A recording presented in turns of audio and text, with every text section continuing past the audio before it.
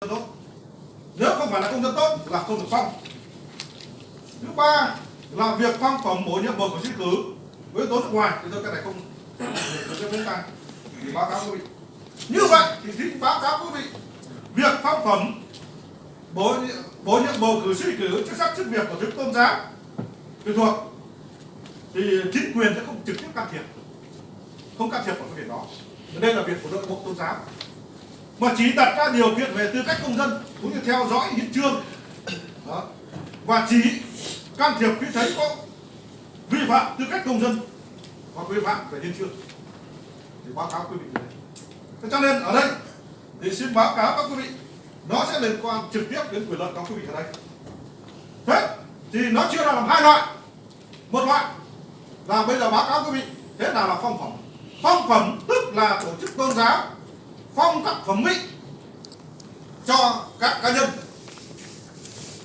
Ví dụ như trong Tin lành của quý vị thì những phẩm vị sau đây được gọi là phong phẩm.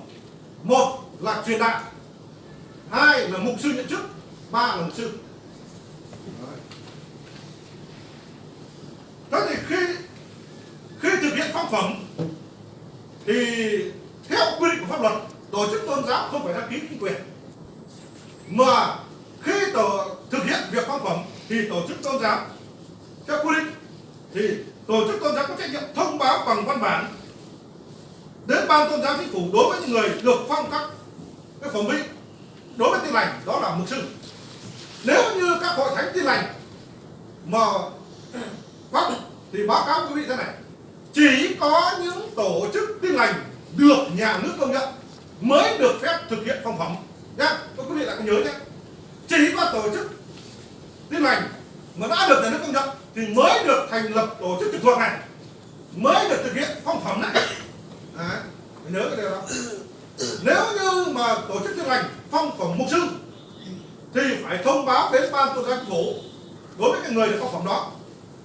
Còn nếu như mà phong với lại các phẩm trật mục sư thì tổ chức Tin lành thông báo đến ban tôn giáo cấp tỉnh.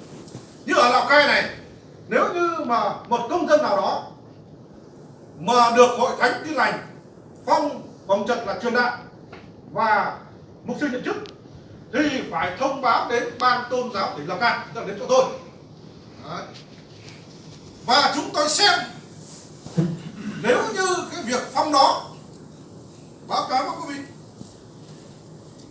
đối với cái việc phong đó mà không có gì sai, tức là những người phong đó là những người được phong đó là những người có tư cách công dân tốt, thì báo cáo với các quý vị là chúng tôi chấp thuận. Và không phải là chấp thuận nữa mà là không có ý kiến gì với lại hội thánh nữa, thì người được phong đó được phép thực hiện các cái hoạt động chức phẩm vị của mình theo phẩm vị của đã đăng ký. Nhưng nếu như chúng tôi phát hiện thấy rằng việc các hội thánh Tin lành phong phẩm sai, tức là phong cho những người có tư cách đạo đức công dân không tốt, tức là có tư cách công dân không tốt, thì chúng tôi sẽ yêu cầu hội thánh Tin lành đó phải hủy bỏ kết quả phong phẩm. Và trong thời hạn 20 ngày kể từ ngày nhận được ý kiến của ban tôn giáo tỉnh Lào Cai thì hội thánh Tin lành phải hủy bỏ kết quả mà đã đối với những người mà hội thánh đã phong cho công dân ở trên địa bàn tỉnh.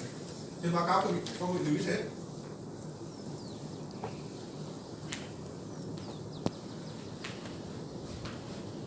Và việc phong, việc thông báo thì báo cáo quý vị thì cái này, việc này là các tổng hội thánh người ta làm, người ta có cái văn bản thông báo theo mẫu và kèm theo đó là sơ yếu lý lịch và phiếu lý lịch tư pháp của người được phong làm chức sắc. Xin báo cáo quý vị. Cho nên hiện nay các quý vị sẽ động chạm rất nhiều đến vấn đề về phiếu lý lịch tư pháp. Trước đây thì hầu như không ai động đến, nhưng đến bây giờ là về phiếu lý lịch tư pháp là phiếu xác nhận ân nhân của mỗi con người. Xin báo cáo quý vị thế.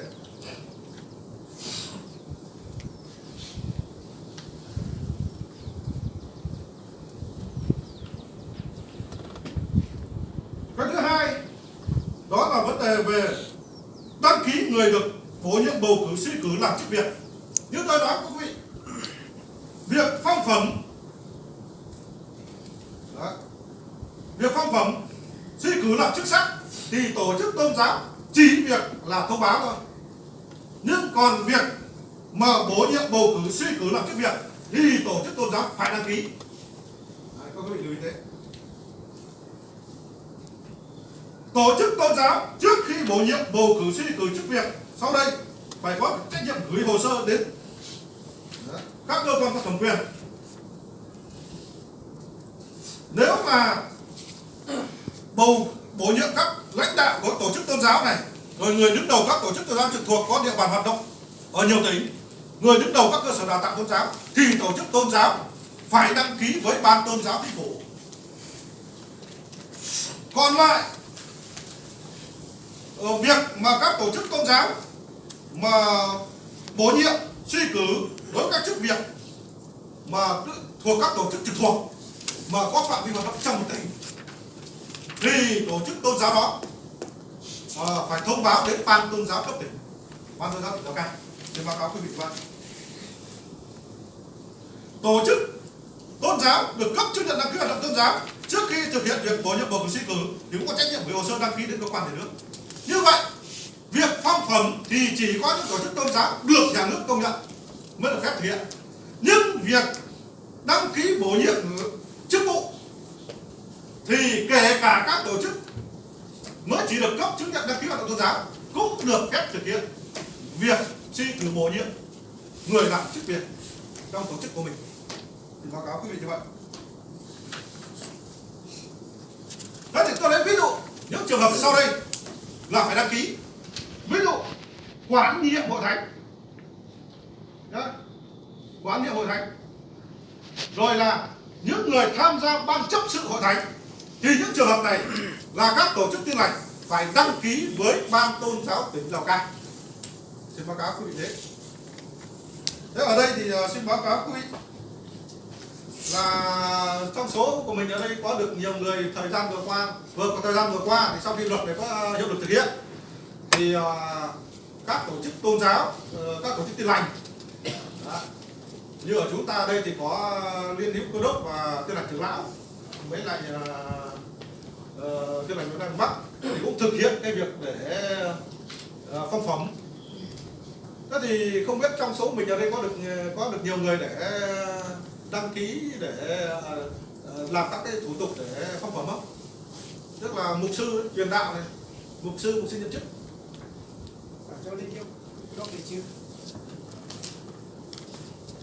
Mà cái này các quý vị lưu ý nhé, phong phẩm là phải thông báo đến chính quyền. Chứ ra là quyền phong là do tổ chức tôn giáo.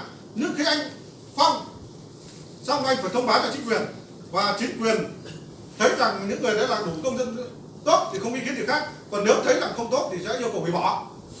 Như vậy chỉ có những người mà khi tổ chức tôn giáo tất phong phẩm vị và thông báo cho chính quyền thì những người đó mới được phép sử dụng phẩm vị để hoạt động tôn giáo. Thế thì còn tôi biết là trong hội thánh Liên hữu Cơ đốc là cũng có phong đấy, cũng đã có phong phẩm vị đối với một số trường hợp nhưng không đăng ký, với lại không thông báo chính quyền. Cái phong đấy thì có, nhưng mà cái trước cái luật này ra đời thôi cũng không được. Cái luật này là năm 2018 này sẽ có, nhưng mà trước đây thì có rồi. Luật trước đó nữa cũng quy định phải đăng ký. Luật trước đó nữa thì cũng là quy định là thế này: khi phong phẩm là anh phải đăng ký chứ không phải là thông báo.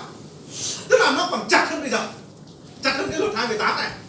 Chặt hơn cái này. Bây giờ là theo quy định bây giờ là phong anh cứ phong thôi, và anh phong xong rồi anh thông báo. Chứ còn trước kia là anh phải lập trình tự hồ sơ như đăng ký làm chức việc. Trước kia nó còn chặt chẽ hơn, nó ngặt nghèo hơn, nhưng bây giờ thì nó rộng rãi hơn nhiều. Bây giờ là phong là do tổ chức tôn giáo phong, tiêu chuẩn phong như thế nào là do tổ chức tôn giáo ấn định quy định, nhà nước không có can thiệp. Cho đó ông phong người biết chữ hay không biết chữ là việc của ông, việc của tổ chức đó, nhà nước không can thiệp. Cho đó nhà nước chỉ quan niệm là người được phong đó có phải là công dân tốt hay không. Thế rồi nếu như anh ta phạm tội, anh ta là không phải là công dân tốt thì là không được phép. Thì trong ý kiến. Thế thì bây giờ cái luật bây giờ thì là nó rộng mở hơn, báo cáo quý vị, nó rộng hơn, nó mở hơn là tổ chức tôn giáo được phép. Cho nên có những tổ chức tin lành, tôi nói ví dụ như là có những tổ chức tin lành người ta bảo là tôi phong là phải tiêu chuẩn phải như thế này thôi. Thế nhưng cái tổ chức tin lành bên cạnh nó bảo không, tôi phong tôi chỉ cần thế này thôi. Đấy. Cái đó là quyền do tổ chức. Đó. Đó mỗi tổ chức tin lành người ta quyết định. Thế nên không sao. Thế nhưng tôi nhắc lại là những người được phong đó trước đây, trước năm 2018 thì phải được đăng ký với chính quyền. Còn sau 2018 hiện nay thì là phải được thông báo đến chính quyền. Chỉ có những người đó được thông báo hay được đăng ký đó thì mới được phép sử dụng phẩm vị mà tổ chức tôn giáo đã đăng ký hoặc thông báo để hoạt động tôn giáo. Đấy. Còn nếu như mà chưa thực hiện đăng ký, chưa thực hiện thông báo thì các công dân đó không được phép sử dụng phẩm vị tôn giáo đó để làm việc với chính quyền cũng như để thực hiện các cái nhiệm vụ khác có liên quan đến tôn giáo, để các quý vị nắm được cái việc đó. Cho nên là chúng tôi cũng biết rất là các cái tổ chức là cũng rất bỡ ngỡ. Thứ nhất là các cái tổ chức như là Hội Thánh Liên Hiệp Cơ đốc vừa qua lên đây làm việc với tôi cũng đã nói là trước đây là đã chót phong, đã tuân phong một số nhưng tất nhiên là chưa đăng ký. Nhưng tôi bảo bây giờ làm lại theo luật này, các ông làm theo trình tự thủ tục sau đó thông báo đến tỉnh Lào Cai. Chúng tôi xem là trong trường hợp đó có ai vi phạm không, là có tư cách công dân không tốt thì chúng tôi sẽ thông báo thì sẽ thôi. Đấy. Còn lại là người ta là công dân tốt thì là được thực hiện theo cái việc của thông báo. Thì báo cáo quý vị. Bây giờ thì nó mở hơn nhiều. Nên trường nó không khó lắm. Bây giờ không khó lắm như trước. Thế còn riêng chức việc nhất khoát phải đăng ký. Cho nên bởi vì sao? Có những mục sư, tức là có những người có phẩm vị nhưng chưa chắc là giữ chức vụ. Nhưng có những người là chức vụ chưa chắc đã phải là các cái đó là được phong phỏng. Tôi nói ví dụ có những người ví dụ người ta tham gia ban chấp sự chưa hẳn những người tham gia ban chấp sự phải là mục sư. Có những người không cần phải là mục sư vẫn tham gia ban chấp sự. Tham gia cho nên ở đây mình phải phân biệt chức sắc và chức việc. Chức việc là những người giữ chức vụ trong tổ chức tôn giáo. Hay nói đúng hơn là những người, nếu như chúng tôi nói đơn giản nhất là những người được quyền ký tên đóng dấu. Xin báo cáo quý vị đấy, có quyền hành được ban hành văn bản, có quyền hành được ấn định. Đấy. Những cái hoạt động của tổ chức mình. Thế còn về phẩm vị thì là chỉ để khẳng định phẩm vị của cá nhân đó. Đấy. Chứ không phải là các cái chức vụ không buộc. Nên có những mục sư mà chả giữ chức vụ gì cả, bởi vì người ta chỉ có đi giảng dạy kinh thánh thôi. Đấy. Nơi nào cần thì họ đến giảng dạy kinh thánh ở nơi đó. Họ cũng chẳng làm quản nhiệm hội thánh. Nếu họ làm quản nhiệm hội thánh thì đương nhiên là họ có thêm, đấy là họ làm chức vụ. Đấy. Có chức vụ là quản nhiệm. Nhưng mà có những mục sư thì cả đời người ta chỉ có đi giảng dạy kinh thánh, không có làm các cái chức vụ khác. Thế cho nên phẩm chất thì chỉ việc phong và thông báo cho chính quyền, nhưng việc bổ nhiệm giữ chức vụ thì nhất khoát phải đăng ký với chính quyền. Chính quyền đồng ý thì mới được bổ nhiệm, chính quyền không đồng ý thì không được phép bổ nhiệm. Các quý vị lưu ý thế.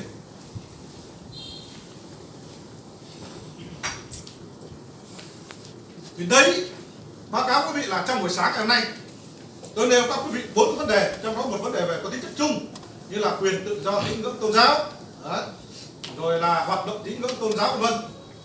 Rồi các quy định cấm trong hoạt động tín ngưỡng tôn giáo thì nó có tính chất chung. Thế còn 3 cái mà nó ảnh hưởng trực tiếp đến quyền lợi của các quý vị. Một là đăng ký sinh hoạt tôn giáo tập trung. 2 thành lập tổ chức tôn giáo trực thuộc. Và 3 là phong chức. Đấy là cái này nó gắn với các quý vị. Đấy, cho nên các quý vị lưu ý cái đó. Cho nên các quý vị cũng phải rút kinh nghiệm nhé.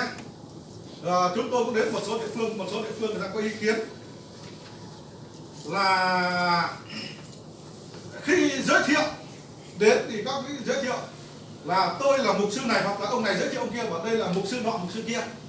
Nhưng những người đó xin báo cáo quý vị lại chưa khi mà giáo hội thực hiện tấn phong lại không đăng ký với chính quyền hoặc là không thông báo, là các quý vị không được phép để giới thiệu như vậy. Đấy. Các quý vị lưu ý thế. Thế cũng có ông đến ủy ban xã bảo tôi là mục sư nọ, tôi là mục sư, Thế nên ban xã một không tôi làm việc với ông, chứ còn ông mục sư thì ông đã đăng ký gì đâu mà ai thông báo đâu, ông đăng ký với chính quyền đâu mà, hoặc là thông báo với chính quyền đâu mà ông bảo là mục sư. Đấy. Nên các quý vị lưu ý đấy. Thế nên có người đến làm việc chúng tôi bảo tôi là được hội đồng chủ nhiệm giao cho làm giáo khu trưởng, giáo hạt trưởng. Và trong quy định thì chả có cái văn bản đăng ký nào ông là bổ nhiệm ông là giáo hạt trưởng cả, không được phép để xưng danh. Đấy. Cho nên các quý vị lưu ý khi chúng ta làm việc. Như tôi nói, chỉ có những phẩm chất nào, những phẩm vị nào mà các quý vị đã được giáo hội khi thực hiện đất phong và thông báo đến cơ quan chính quyền rồi là đăng ký với chính quyền thì mới được phép sử dụng phẩm vị đó để hoạt động. Hai, đối với những chức vụ, chỉ có những chức vụ nào mà các quý vị đã được giáo hội đăng ký với chính quyền và được chính quyền chấp thuận thì khi đó các quý vị mới được sử dụng chức vụ đó để hoạt động. Các quý vị lưu ý thế nhá. Thế không là đến lúc cuối cùng là nó gây ra cái bức xúc cho anh em Đấy, hôm nay. ở đây có khi là cho đổi đồng chí để cho rõ thêm cái bên đấy. Thế thì thường nói thì cái ông mục sư đấy mà, mục sư huyện hay chính quyền xã hay cái tỉnh thì nó rõ. Chính quyền nào cũng thế. Đấy, bây giờ Thậm chí đến ông trưởng thôn các quý vị cũng không có quyền được phép để sử dụng phẩm chất đó. ví dụ như là mục sư thì bây giờ là quy định là mục sư là Bởi vì thế này, là cấp huyện chứng nhận. nếu nói phải như thế thì nếu nói thì mình hình dung ra thế này, việc phong đó người ta gọi là phong chui. Phong chui tức là tổng hội phong cho các vị là mục sư. Đấy. Nhưng mà phong chui tức là phong chui là phong gì? Là chỉ trong nội bộ, tức là trong cái tổ hội đó, trong nội khách đó biết với nhau. Còn tức là không đăng ký, anh không đăng ký và không thông báo ra bên ngoài với chính quyền. Thế đương nhiên chính quyền cho ý kiến là chỉ có những phẩm vị nào, chỉ có những ai mà đã được tổ chức tôn giáo phong phẩm vị mà có thông báo hoặc đăng ký với chính quyền thì người đó, cá nhân đó mới được phép sử dụng phẩm vị đó để hoạt động tôn giáo. Chứ còn tôi biết là thanh niên cơ đốc còn phong đến vài chục người đấy, chứ không phải là nhưng những người đó không ra thể sử dụng là phẩm vị mục sư hay mục sư nhiệm chức hay là truyền đạo để làm việc với cơ quan chính quyền, để làm việc với là các cán bộ, các cá nhân. Tôi nói cho nên là ở đây, cho nên các quý vị vì thế nên tôi nói sát sườn các quý vị đấy.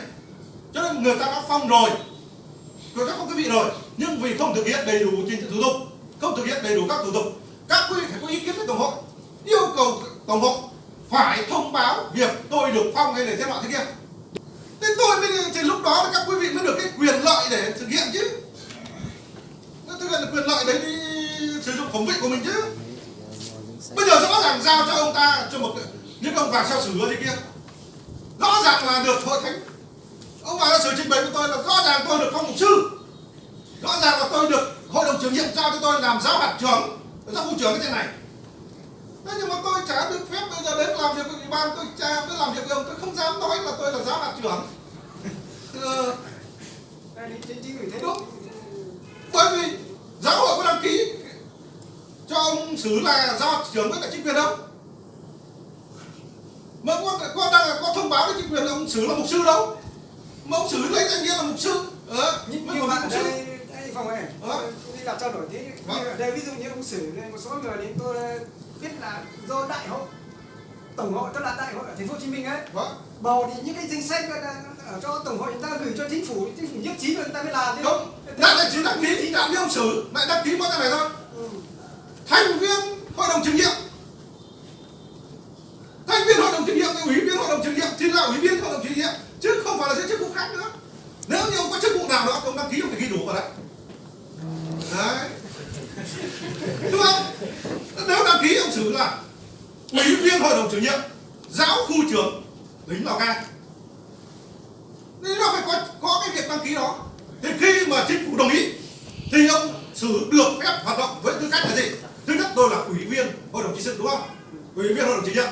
Thứ hai, chức vụ của tôi nữa là chức vụ thứ hai nữa là giáo khu trưởng Lào Cai, đúng không? Đấy. Thế nhưng mà ở đây thì ông không đăng ký, ông chỉ đăng ký là ủy viên hội đồng trị sự, hội đồng chủ nhiệm, chứ còn không có chức vụ kia. Thì anh không được phép sử dụng chức vụ kia để hoạt động chứ. Cho nên là các quý vị đấy, cho nên tôi nói một lần nữa, cái phòng kỹ này nó rất là gắn với các quý vị, ảnh hưởng trực tiếp với các quý vị, kể cả miền Bắc hay là Liên Hiệp Quốc hay gì nữa. Thì nếu như trong xã hội đã phong rồi mà người ta chưa làm đầy đủ thủ tục thì các quý vị phải yêu cầu các cái tổng hội làm đầy đủ thủ tục cho mình để mình được hưởng cái quyền lợi đó. Chứ phong mình rồi tôi vẫn bảo với lại ông Vũ, Huỳnh Nhật Vũ là ông toàn mang con bỏ chợ. Ông phong cho người ta làm mục sư nhậm chức truyền đạo nhưng ông không thông báo với chính quyền, ông không đăng ký với chính quyền. Trước đây thì không đăng ký, bây giờ thì không thông báo. Như vậy thì đương nhiên cái việc ông phong chẳng có tác dụng gì đối với chính quyền cả, những người đó chẳng có tác dụng gì cả, đúng không? Cho nên những cái ông được phong kia, ví dụ như anh cả, nếu như được phong mục sư cũng chẳng dám sử dụng cái của vị mục sư để mà làm việc.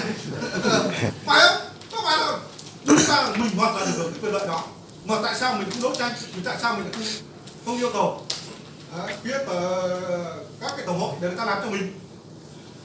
Danh có chính thì ngôn mới thuận, đúng không? Mình ở đây danh chưa chính thì làm sao mà nói chuyện ngôn thuận được, nó khó. Cứ khi chẳng hạn như các anh nói với bà con đấy, bảo tôi là mục sư đó, đúng không? Trong tín đồ của mình đúng. Thế nhưng nếu như phải một cái vị nào đó mà người ta hiểu được, người ta bảo thế thì ông phong mục sư thì sao ủy ban xã nó không biết ông là mục sư?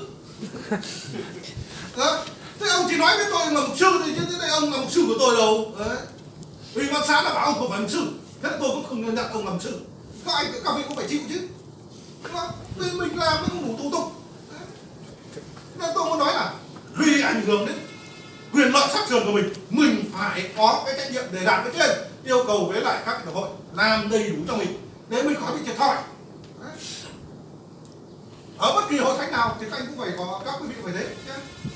Đừng để nó điều đó tôi cũng trao đổi với tôi cũng thương lắm, bởi vì nói như tôi nhiều khi là nói gì thì nói chúng mình phấn đấu bao nhiêu năm, mình vừa cũng rèn luyện bao nhiêu năm, mình cũng học tập, mình cũng phải làm đủ thứ, đến lúc được hội thánh phong cho thì đấy cũng coi như là một cái vinh dự, đúng không? Vinh dự cho cả cá nhân, chứ vinh dự cho cả nhiều người, cho cả khu vực đời đó.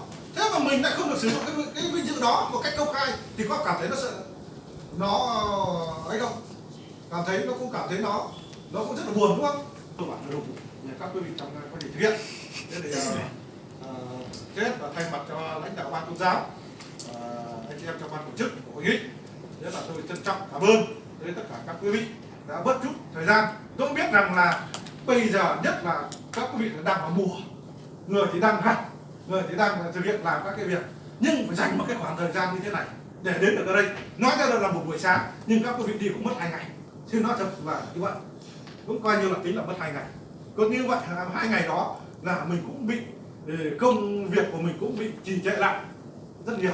Thế nhưng với cái tinh thần là chúng ta đến đây để được trao đổi với nhau, để được giao tiếp, để trao đổi những nội dung như vậy, thì tôi rất là cảm ơn các quý vị đã có mặt trong cái buổi hội nghị của hôm nay.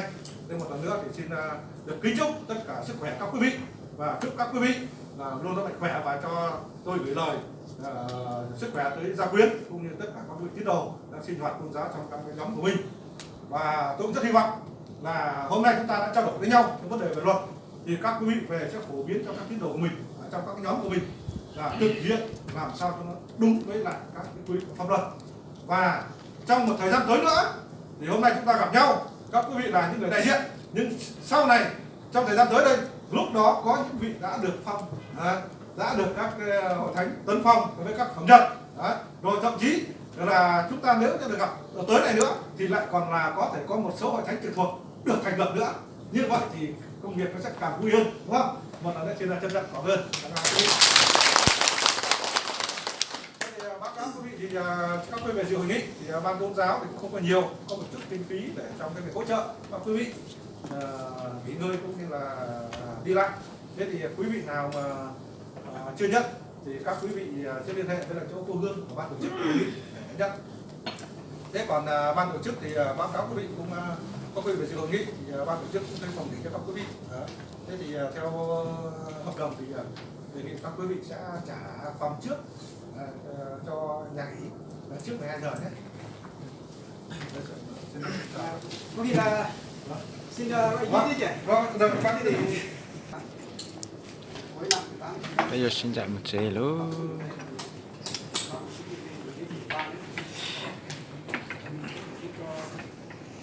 thế thì nó hoàn toàn là hoàn minh chính cái điều đấy thì nó như là cái luật đấy người ta quy định là như là một về ủy ban về và trường này đấy thì chúng ta có 5 cái điều mà cấm. Thế thì những cái này đấy thì tôi nhìn thấy như này, nhưng mà căn cứ những cái văn bản Bởi vì thậm chí kể cả Việt Nam này 100% đồng bào theo tôn giáo không sao cả, luật nó quy định là có quyền cơ mà, cái việc anh theo hay không theo là quyền, cho nên anh không thể nói là cái việc có người theo nhiều tôn giáo mà là trừ điểm của chính quyền đó là không được. Tất nhiên cơ quan nào ban hành văn bản đó mà có cái nội dung đó thì chúng tôi sẽ kiến nghị là phải bỏ. Câu đấy, vâng. Rất cảm ơn anh. Không phải là vị trí tỉnh vùng hay chính là không tỉnh, là cái danh sách.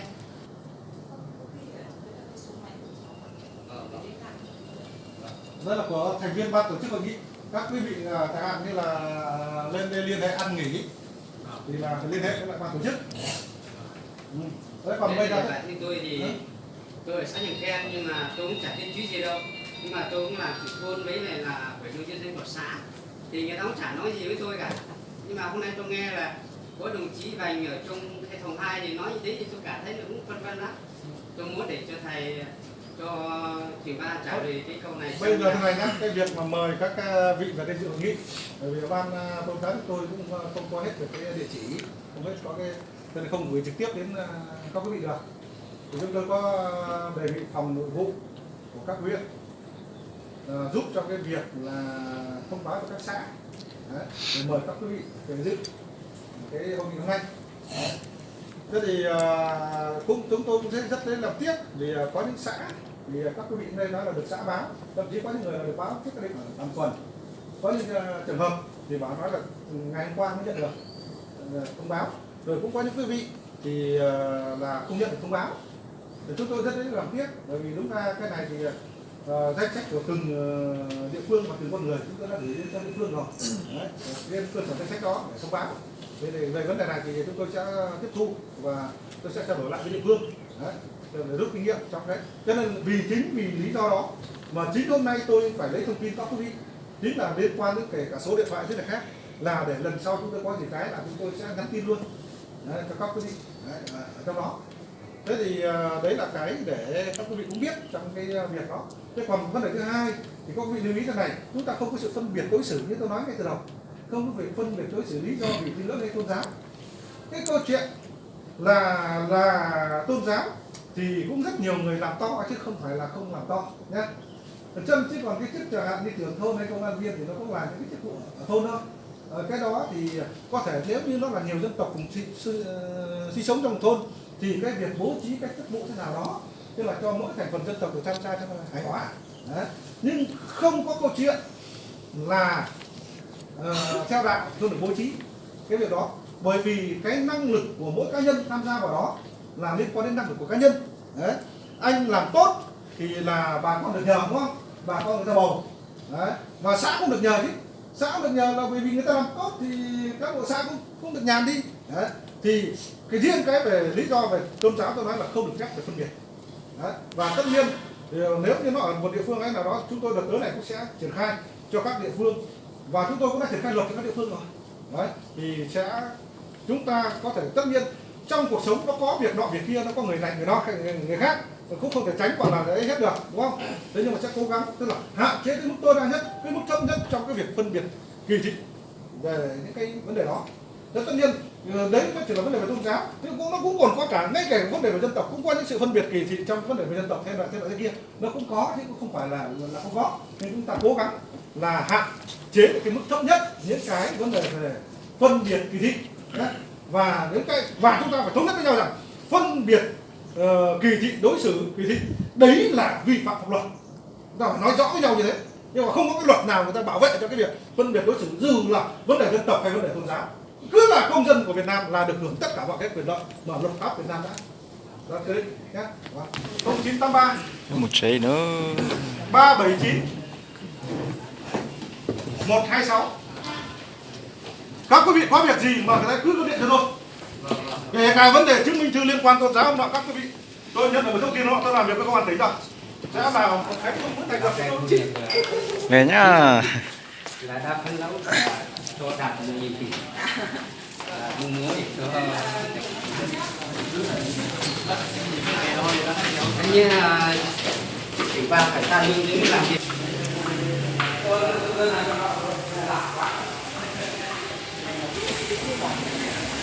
Tận ta giống một chế nữa.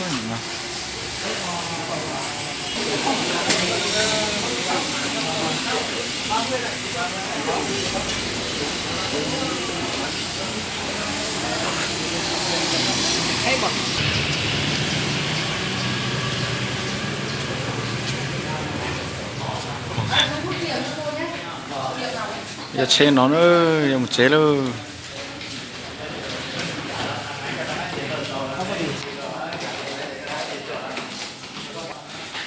Còn chỉ một sậu nữa, sậu ở tầng 2. Mua dù cho khổng em một chế nữa. Bây giờ phòng bếp thuê bây giờ chọn cho nó nữa. Cho nó bếp sọc khổng em một chế luôn.